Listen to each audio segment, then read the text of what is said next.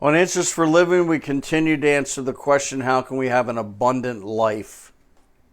Here's something to consider. Never lose sight of our eternal vision.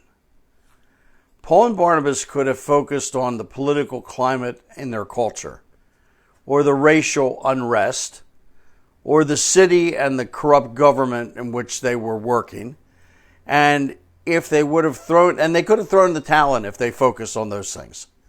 But because they didn't focus on what was in front of them, but focused on what was eternal, they were filled with joy as they were leaving the city, and they would embrace God's purpose and take salvation to the Gentiles. So how do we maintain a focus on the eternal? Well, let's take a look at Psalm 73. It's written by the worship leader of Israel. He's the ultimate choir director. His name is Asaph. And Asaph writes these words, "Surely God is good to Israel, to those who are pure in heart.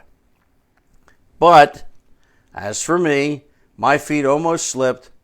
I had nearly lost my foothold, for I envied the arrogant when I saw the prosperity of the wicked."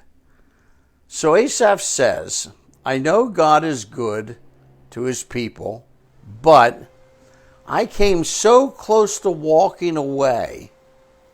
I was about to call it quits. I almost threw in the towel because I got caught up in the social media of the day. I focused on my culture and politics and the world out in front of me, and I almost lost it. Well, let me tell you how he almost lost it. Listen to what he says. "For I envied the arrogant, and I saw the prosperity of the wicked. They have no struggles. Their bodies are healthy and strong. They're free from common human burdens. They're not plagued by human ills. Therefore, pride is their necklace. They clothe themselves with violence. From their callous hearts comes iniquity. Their evil imaginations have no